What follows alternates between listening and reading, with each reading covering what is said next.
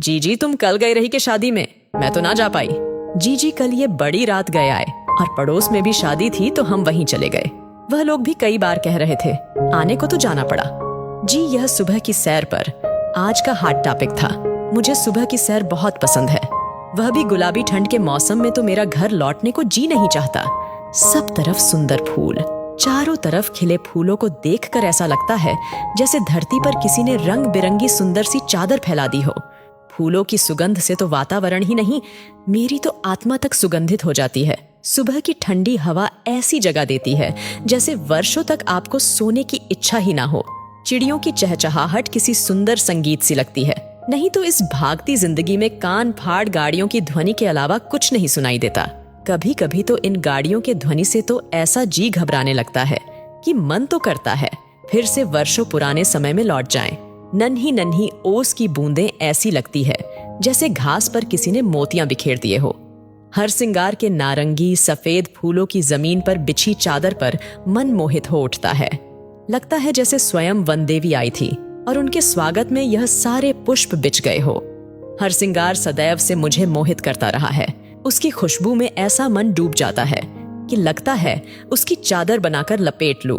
जैसे तपती गर्मी में बारिश की बूंदें धरती को ठंडक पहुंचाती हैं, वैसे ही हर सिंगार के पुष्पों की महक से मुझे प्रतीत होता है। आज सुबह पार्क में सैर करते करते रुककर प्रकृति की ये अद्भुत छटा देखने की इच्छा हुई। वही हर सिंगार के पेड़ों के पास लगी एक बेंच पर बैठकर आंखों को बंद कर एक सुकून का अनुभव कर रही थी कि दो महिलाओं की बातें कानों ने अनायास ही सुन ली। वो भी पास में पड़े बेंच पर आ बैठी थी और आपस में बातें कर रही थी। किसी के विवाह की चर्चा हो रही थी। दोनों की उम्र लगभग 40 से 45 की रही होगी। दोनों की भाषा थोड़ी अलग थी लेकिन समझने योग्य थी। भाषा में कुछ पूर्वी पुट भी झलक रहा था और आवाज तो इतनी स्पष्ट थी कि जैसे वह मेरी ही बेंच पर बैठी हो, इसलिए ना चाहते हुए भी कान उनकी तरफ चले गए। एक ने पूछा, दीदी तुम कल शादी में गई थी क्या? हम लोग तो नहीं जा पाए। कल तो वह देर से घर आए थे और हमारे पड़ोस में भी एक शादी थी तो वहां भी जाना था, इसलिए नहीं जा पाए हम लोग। कैसी रही शादी? सब ठीक था। क्या ठीक था सुमन? अच्छा ही हुआ जो तुम लोग नहीं गए वहां। क्या हुआ जीजी बताओ तो। अरे सुमन हम तो कह रहे हैं कि जब स्वागत सत्कार करना ही ना हो तो क्या जरूरत है बुलाने की। वहां किसी को फर्क ही नहीं पड़ रहा था कौन आ रहा है कौन जा रहा है। अरे जीजी शर्मा भाई साहब है भी अकेले, 2 बेटियां ही तो है, कौन देखें। हो गया शादी बस, और क्या। उनकी बेटी का तो रिश्ता ही कहाँ हो रहा था, कैसे कैसे करके तो हुआ है। हाँ सुना तो मैंने भी था, लेकिन जब रिश्ता इतना मुश्किल से हुआ है तो व्यवस्था भी तो अच्छी होनी चाहिए ताकि कोई उंगली ना उठा सके। कल को लड़की के ससुराल वाले ही ताने देने लगे तो क्या होगा। हाँ जीजी यह तो है, लेकिन क्या सच में कुछ व्यवस्था नहीं थी? नाश्ते में वही पानी पूरी चाउमीन टिक्की, यह सब वही पुराने जमाने का नाश्ता। न खाने की वैरायटी न ड्रिंक में वही सब घिसा पिटा मेन्यू था। और क्या भाई, शादी का मेन्यू तो मेरी बड़ी बहन की बेटी में मैंने देखा था। नाश्ते का इतना काउंटर की नाश्ता करते करते ही पेट भर जाए, और खाने का तो पूछो ही मत। मैंने तो इतनी डिश के नाम भी नहीं सुने थे। जितने मेहमान नहीं उससे ज्यादा तो वेटर रखे थे उन्होंने, सबका ध्यान रखने के लिए। प्लेट में जरा सी जगह होती नहीं कि वेटर खुद ही कुछ ना कुछ रख जाता। शादी में इतना खर्च किया कि लोगों की आंखें फटी रह गई। सच जीजी, और नहीं तो क्या।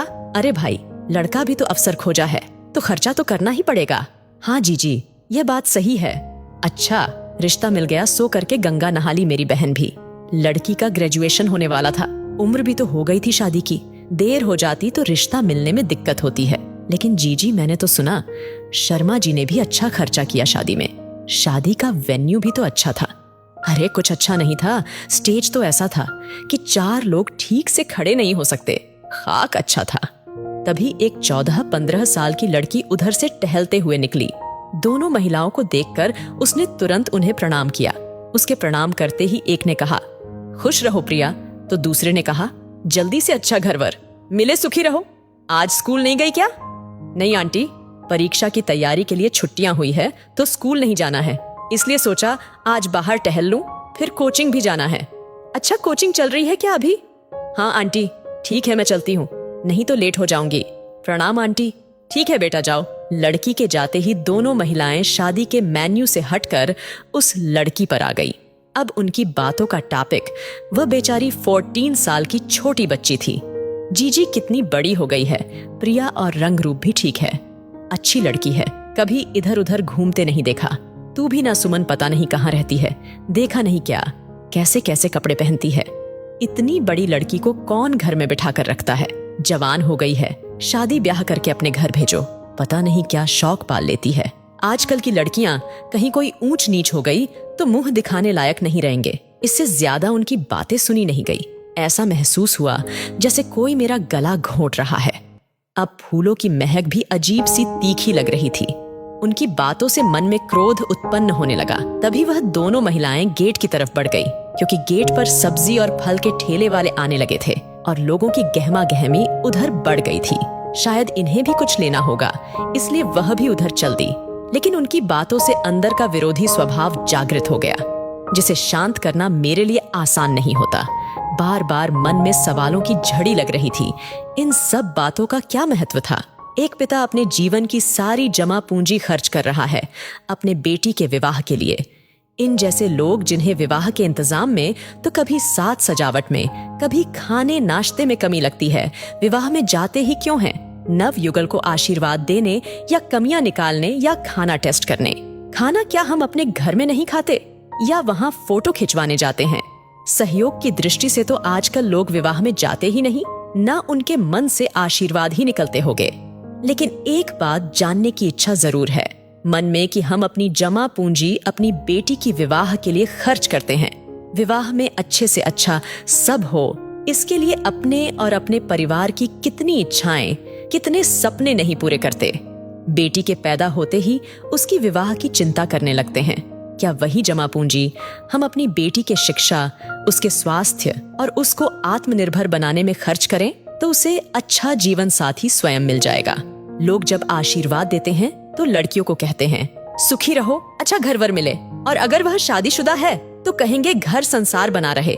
वही कोई लड़का हो तो उसे कहेंगे यशस्वी भव, खूब तरक्की करो, नाम कमाओ, आगे बढ़ो। यही आशीर्वाद लड़कियों को क्यों नहीं देते? यशस्वी भव, तरक्की करो। समाज ने हमें नहीं, हमने समाज को बनाया है, तो समाज का दृष्टिकोण भी तो हमें ही बदलना होगा। विवाह पर होने वाला खर्च अगर बच्चों पर हो तो एक बेहतर कल जरूर होगा। सैर से लौटते समय रोज जितनी ताजगी और प्रसन्नता का अनुभव होता था, इस समय उतना ही दुख और क्रोध का अनुभव हो रहा था। दुख इस बात का कि हमारी मानवता कितनी छोटी, विचार कितने खोखले और दूषित होते जा रहे हैं, जो किसी का सहयोग करने की जगह उसकी आलोचना करने लगे हैं। ऐसे विचार हमें कहाँ ले जाएंगे? और क्रोध इसलिए कि अगर समय रहते इस तरह की समस्या का समाधान नहीं निकला तो यह समस्या इतनी प्रचंड हो जाएगी कि यह एक कुप्रथा में बदल सकती है। इसलिए अपने अंदर की मानवता न मरने दें। इस प्रसंग के बाद मन इतना थका रहा कि कई दिनों तक सुबह की सैर पर जाने की इच्छा नहीं हुई। लेकिन सुबह की ठंडी हवा, फूलों की भीनी महक, ओस की चमकती बूंदें फिर से अपनी ओर आकर्षित कर